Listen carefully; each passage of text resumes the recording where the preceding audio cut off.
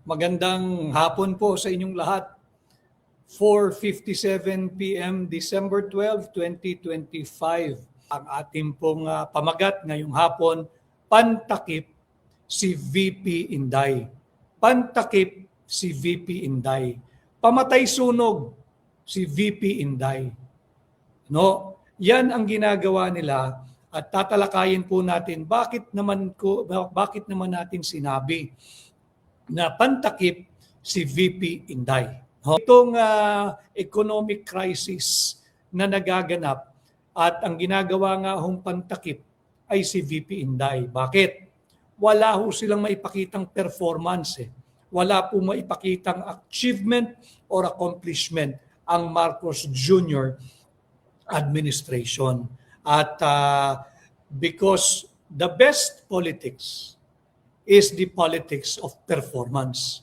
Ngayon, salat tulad po ng kanyang administrasyon at tila doon patungo ang ating ekonomiya, ayaw ho natin yun. Lahat tayo tatamaan, lahat tayo mahihirapan, pero tila papunta sa pagiging bangkarote ang ating ekonomiya. Paliliwanag ko yan mamaya.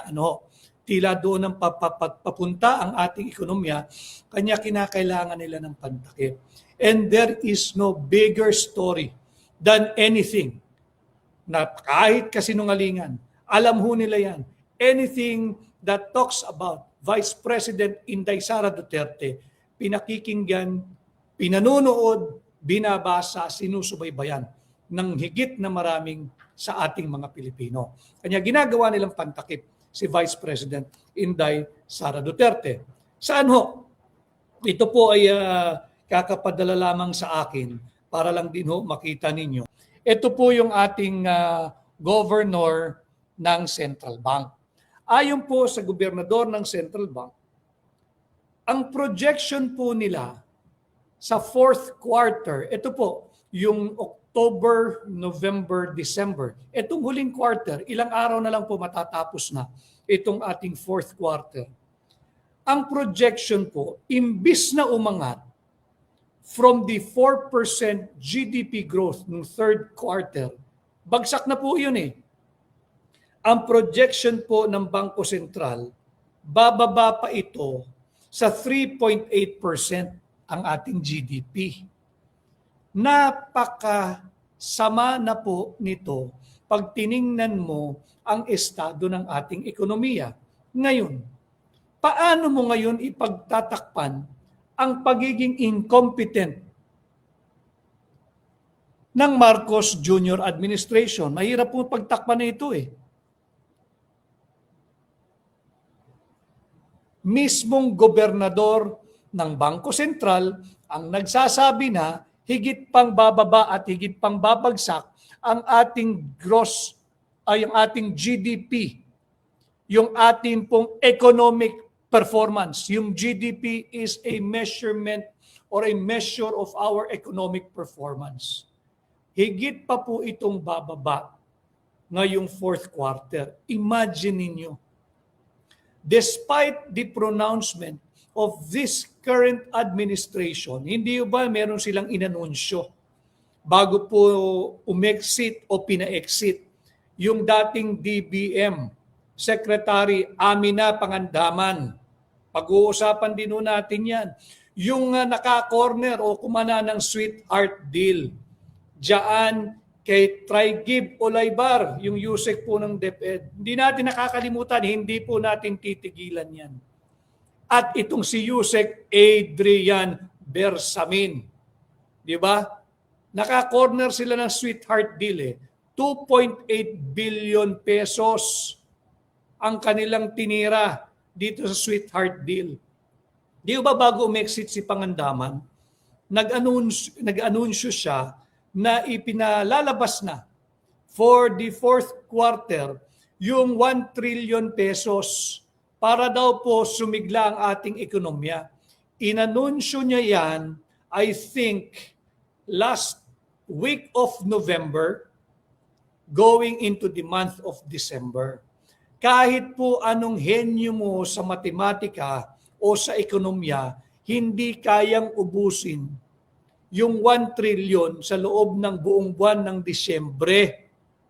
Kung ang layunin ay to shore up itong pabagsak na naman na GDP pagdating po ng fourth quarter.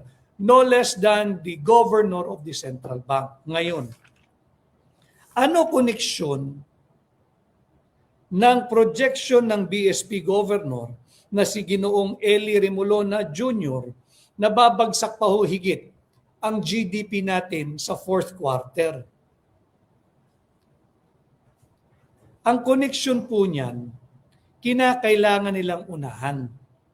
Kinakailangan nilang pagtakpan. Kinakailangan nila ng higit na malaking istorya.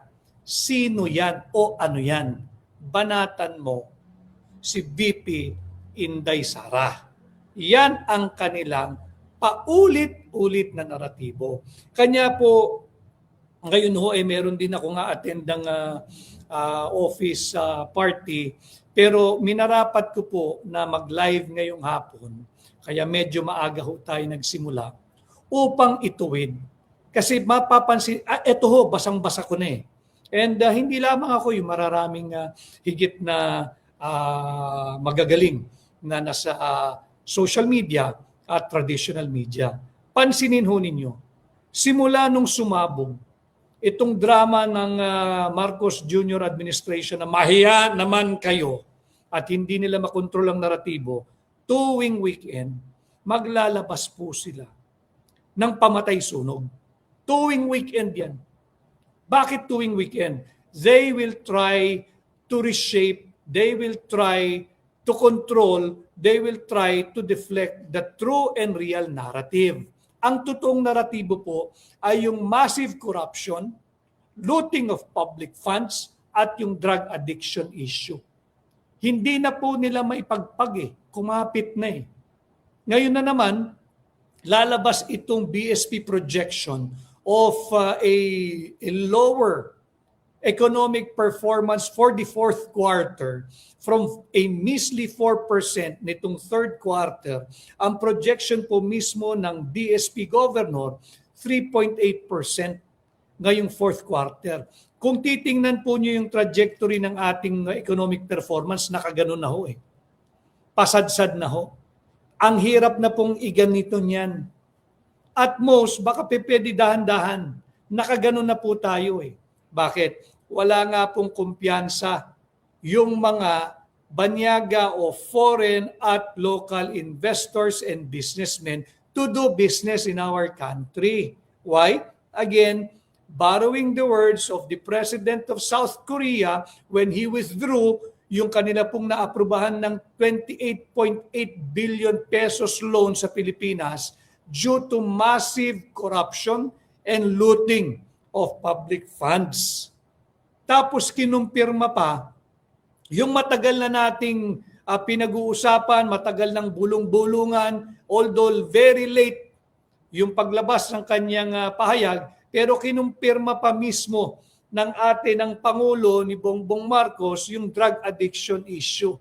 So paano ka ngayon magtatransact sa isang pamunuan, sa isang administrasyon who is hounded by massive corruption, looting of public funds, and drug addiction issue?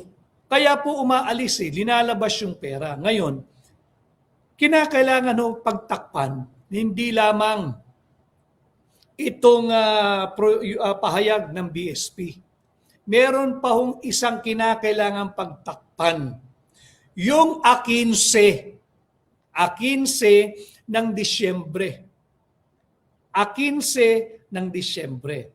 Ano po yung kahalagahan o relevance ng A15 ng Disyembre? Dapat malihis. Ang korupsyon, ang gawing ingay ang demanda kay VP, kahit ilihis nila ang issue ng flood control and corruption at gawing ingay ang demanda kay VP Inday, hindi na naniniwala ang tao dahil masyado ng halata. Agree. They did not file cases against billions na ninakaw, kaya millions ang pilit na hinahanap. Kaya nga po yung pare, Katoliko ho ako, stakeholder ako sa Catholic community, sa Catholic Church. Yung pare na nakasuot pare pa kanina, yung Father Flaviano Villanueva ng SVD. Anong nangyari sa iyo, Padre? Doon sa trilyong pisong nakawan, hindi ka galit? Sa gawa-gawa kaso at issue laban kay BP Inday, naggagalit-galitan ka? Tama yung sinabi ng iyong patron. Mahiya ka naman, ikaw ang dapat tamaan nun. Wala ka na sa ayos. And I have the right to speak dahil ako po ay bahagi ng komunidad ng Katoliko. At nagsuot pari ka pa, so may karapatan akong pumuna din sa'yo. Dahil ipokrito yung iyong pag-aakto kanina, na galit ka sa korupsyon, sinabi na ng COA na wala nga. Yung notice of disallowance is not equivalent to malversation. Yung notice of disallowance, ibig sabihin lamang kulang ka pa sa documentation. Ano ho ang ginawa ng tanggapan ng pangalawang Pangulo? Di kinumpleto yung mga kulang na dokumento. Sa tanging OVP lamang ho ba ang nakakatanggap ng notice of disallowance? Hindi. Normal po iyan. Sa lahat ng tanggapan hanggang barangay level, yung notice of disallowance, 5-5 po iyan pag ikay na sa gobyerno. Normal po iyan. Ang abnormal, pag hindi mo kayang tupdin yung kaukulang documentation na hinihingi ng Commission on Audit. Yun ang problema ngayon ng mga sangkot that goes all the way to the top dito sa Flood Control Fund anomaly, sa flood control ghost projects at yung substandard na flood control or flood mitigation projects. Si Emmanuel Fillartos, attorney, hindi na kaya ng Filipino ang 3 taon pa ni Bonget. Kaya nga po ang ating panawagan, mag-resign ka na. Maawa ka sa Pilipino, take the high road, magsakripisyo ka, kesa naman yung mga matagal nang nagsasakripisyong Pilipino na umasa sana sa iyong matinong liderato ang araw-araw mong binibigo hanggat ikaw ang nariyaan sa Office of the President. At kinakailangan na siyang magbitiw, mag-resign. Wala pong sedition dito. Ulitin ko, wala pong sedition dito. Nakaukit po iyon sa ating Article 7 ng Saligang Batas. Sabi ko nga nung huli nating diskurso, hindi ba? There are 4 recognized method or mode for creating a vacancy in the Office of the President. Permanent disability, death, removal from office, malawak po ibig sabihin nun, removal from office at resignation. Kung merong probisyon sa ating saligang batas, ibig sabihin ito ay lawful, ito ay constitutional. No?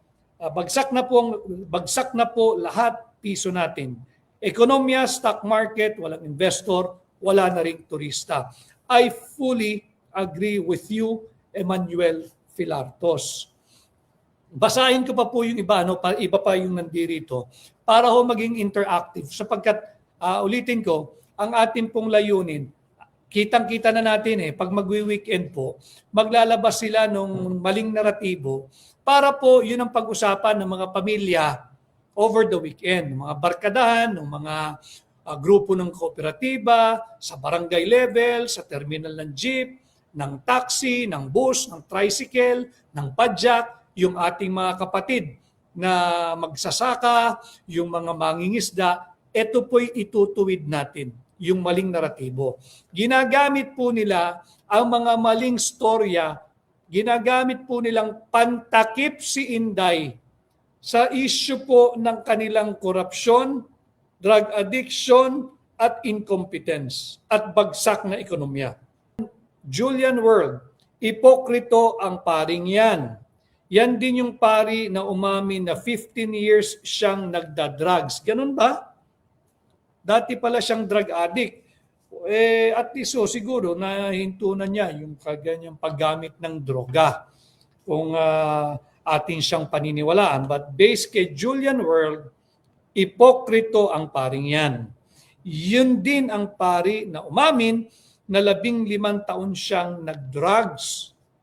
Naging drug addict. Maraming salamat sa information. So ito nga po, yung December 15, ano yung significance? Ano yung relevance? Ano yung kahulugan?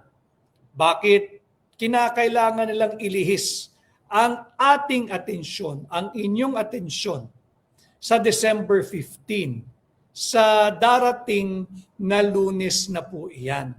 Let me refresh your memories. Dahil marami po kayo, meron po tayong 1,000, almost 1,800 live viewers. Let me refresh your memory, ladies and gentlemen. Hindi ba sinabi mismo ni Bongbong Marcos, by December 15, may makukulong, may kakasuhan, meron na kung ano-ano. Hindi po magaganap yan. Hindi po magaganap yan. Sa Lunes na po ang December 15. At bago magkasingilan, kinakailangan nila ng pamatay sunog. Sino yung pamatay sunog? Walang iba kundi si VP Inday Sara Duterte.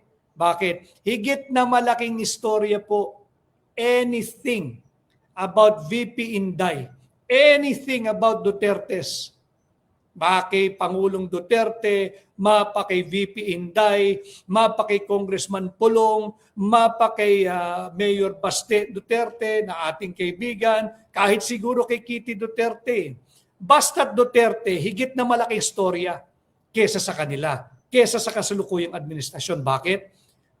Kagaya po kung paano nila pinabagsak ang ating ekonomiya, ganun din po salat bangkarote ang approval at acceptance rating ni Bongbong Marcos. Di ba yung survey nung huli, hindi ko alam kung nag-erase na ako eh. Yung papakita ko sa inyo, meron po akong kinonsulta dahil nga iba-iba, tila iba-iba yung interpretation at pagbabasa ng resulta ng survey na ito. Ito, yung pinakita ko last time. Dito pa. Ito.